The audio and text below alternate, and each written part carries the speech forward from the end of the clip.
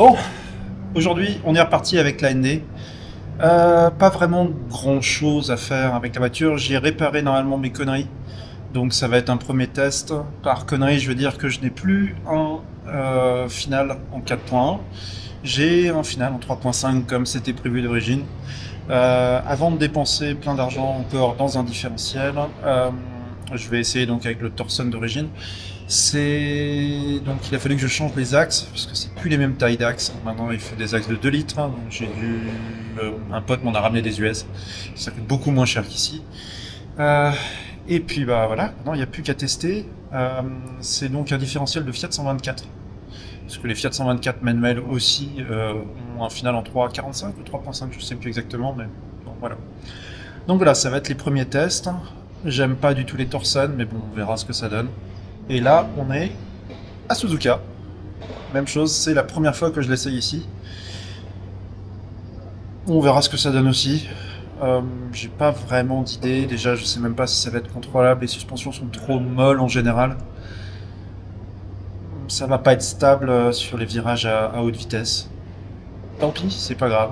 Euh, Ça fera l'affaire pour l'instant. Et puis bah, c'est les débuts des modifications sur cette caisse et voir si je l'aime, si je la garde, qu'est-ce que j'en fais. On verra dans les semaines et les mois qui viennent. Nous voilà partis pour le premier tour chrono sur Suzuka de cette petite ND. J'essaye pour la première fois de vous commenter mes tours, essayer de vous expliquer un peu ce qui se passe dans ma tête quand je conduis, donc n'hésitez pas à me dire en commentaire si vous trouvez ça nul ou pas. Je découvre aussi si le limitateur de vitesse des versions japonaises, donc les voitures sont limitées à 180 km/h, si c'est un problème ou pas sur Suzuka. Coup de chance, non, ce sera plus problématique sur Fuji, mais je touche le speed limiter à peine une seconde dans la ligne droite des stands et une seconde avant 130 R, donc ça va.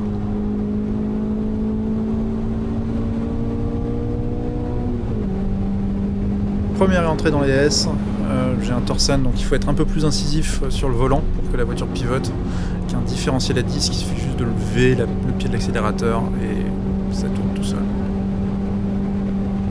Dernier virage DS, pas encore sûr de la sortie adoptée. Il faut ralentir et être patient. Le différentiel n'est pas aussi prévisible que normal pour moi. Le but est de rester pied au plancher dans la courbe d'un lobe juste après.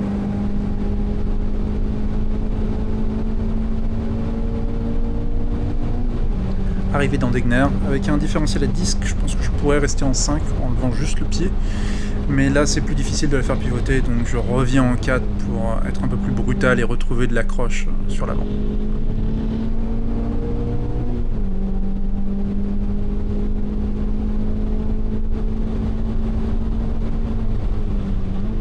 L'épingle, rien de spécial, passage en 2 et on fonce direction Spawn.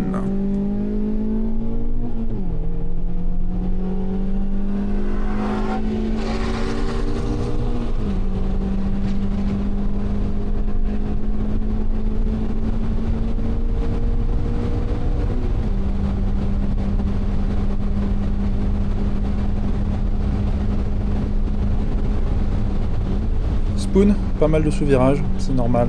J'ai une boîte plus courte et je peux rester dans la plage de couple en 4, ce que je fais. Ça m'évite de déstabiliser la voiture en repassant la 3 pour sortir donc, du deuxième virage de Spawn. Et on fonce, direction 130 R. Je veux essayer de le prendre le plus à fond possible, voire à fond. J'oublie un peu que les suspensions, on va le voir plus tard, ne sont pas vraiment au point pour ce genre de virage qui est très rapide et intense. Et là, c'est le drame.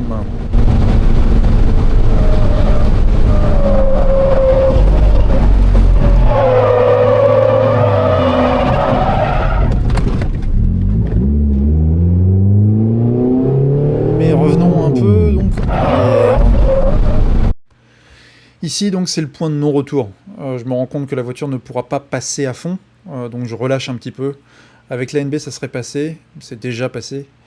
Mais la NB elle est en all-ins et pas avec des suspensions à 150 € d'occasion.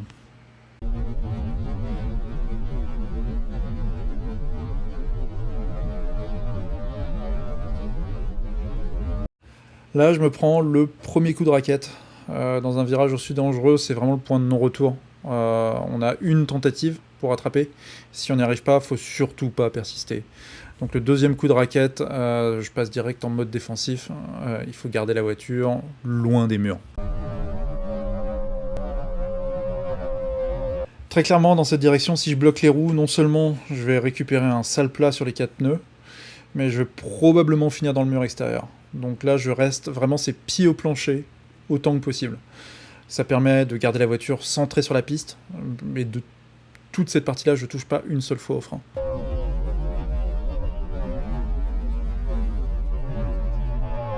Donc à partir du moment où la voiture passe en marche arrière, je suis sur la bonne trajectoire avec un momentum qui ne m'amène pas sur un obstacle. J'embraye et je regarde les éventuelles voitures qui arrivent. J'en vois 2 ou 3, mais assez loin. Et je retourne m'assurer que je continue dans une direction qui reste bien placée en milieu de piste. Je repasse la 2 et je repars en faisant gaffe au trafic.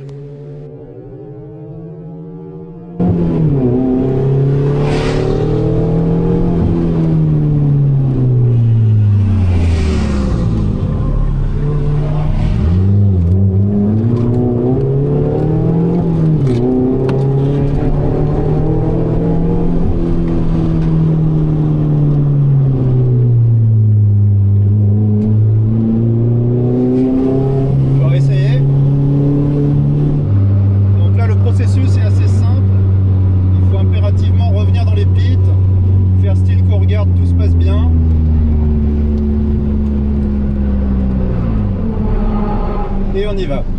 Quand je vous disais des problèmes de stabilité à haute vitesse avec ces suspensions, c'était ça dont je parlais. Alors, il faut resetter la voiture aussi parce qu'elle n'est pas contente. Ok, donc là je sors, je regarde.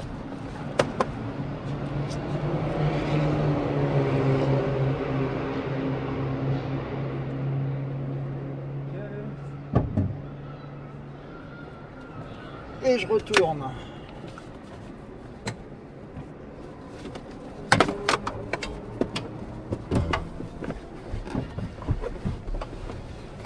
C'est quand il y a un truc comme ça. Donc normalement c'est pour une sortie de piste. Techniquement, si on les prend au mot, c'est pas une sortie de piste.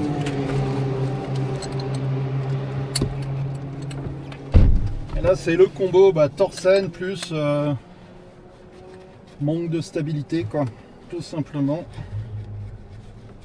Hop.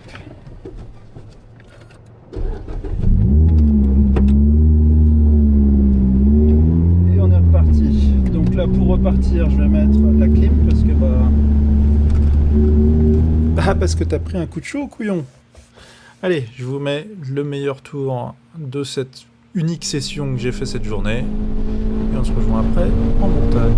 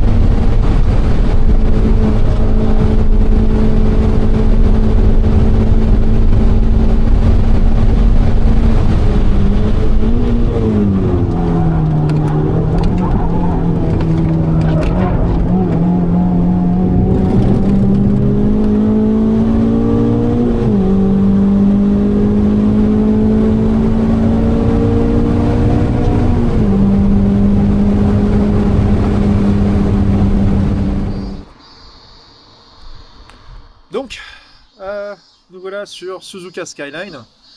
J'ai la chance d'habiter avec cette route juste entre chez moi et Suzuka. Donc si je veux, je passe par cette route très tôt le matin, c'est assez agréable.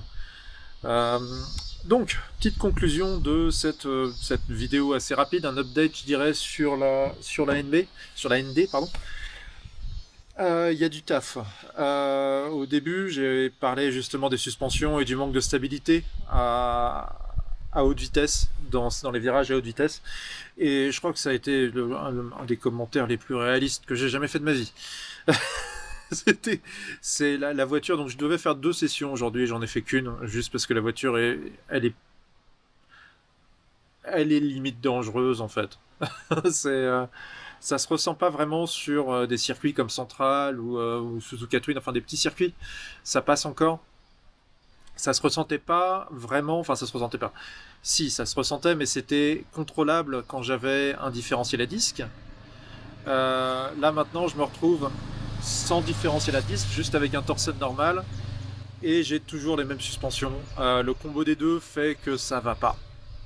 Ça va pas du tout. Donc, va falloir dépenser de l'argent. On va commencer par probablement les suspensions. Je pense que je vais racheter un set de Öhlins. Essayer de passer ça discrètement sans que ma femme s'en aperçoive trop. Et ensuite, racheter un différentiel à disque, évidemment, puisque celui que j'avais mis dans le différentiel en 4.1 n'est pas compatible avec les 2 litres. C'est pas les mêmes tailles d'axe, c'est pas les mêmes tailles, enfin il y a plein de trucs différents. Donc en gros, ça ne rentre pas avec les 2 litres, donc il va falloir racheter un Cusco. Cette fois-ci, je vais plutôt l'essayer en 1.5. Donc en général c'est le même, hein, c'est 2 et 1.5, c'est juste un setup à faire sur le différentiel en lui-même avant de l'installer. Et on peut changer entre les deux, mais le 2 j'avais trouvé manquait vraiment quand même pas mal d'inertie quand j'entrais dans les virages, donc il était très agressif, y compris quand je suis pas sur l'accélérateur, et ça ralentissait trop la voiture, je perdais vraiment en inertie. C'est l'avantage du Torsen, c'est que même si c'est pas contrôlable, ça se vire un peu dans tous les sens, il y a toute la bagnole qui fait ça. Je peux garder de l'inertie dans les virages, donc forcément ça joue, je peux rentrer plus fort. C'est quand même agréable et appréciable. Mais en tout cas, bon voilà, suite à cette session un peu chaotique, on va dire. Je vais arrêter Suzuka avec la ND pour quelques temps, jusqu'à temps que j'ai des suspensions, parce que là ça a aucun sens pour l'instant. J'ai 3 heures à faire, 3h30 sur Central dans 2 jours. C'est une session de 3h30, c'est assez rare ici. Je vais essayer de voir si je peux essayer de jouer sur les suspensions, les ajuster un petit peu, que ce soit un peu plus stable, mais j'ai pas grand espoir de quoi que ce soit. Je pense que ça va être juste... Il n'y a juste pas grand chose à faire en fait, à part changer de suspension. Ouais, voilà, une petite vidéo comme ça, j'espère que ça vous aura quand même un peu plu. Suzuka, c'est toujours exceptionnel pour moi d'y aller, d'être si proche de ce circuit, et même après tout ce temps, je kiffe toujours autant y aller. La prochaine fois, ça sera avec la Mégane à nouveau. Et on sera avec une vidéo sur les pneus. Ça a été pas mal à chaque fois à me poser des questions, à me dire mais t'es le roi des cons, t'as que 265 chevaux, pourquoi est-ce que tu mets des pneus si gros à l'avant, même certains qui me disent que ça me ralentit.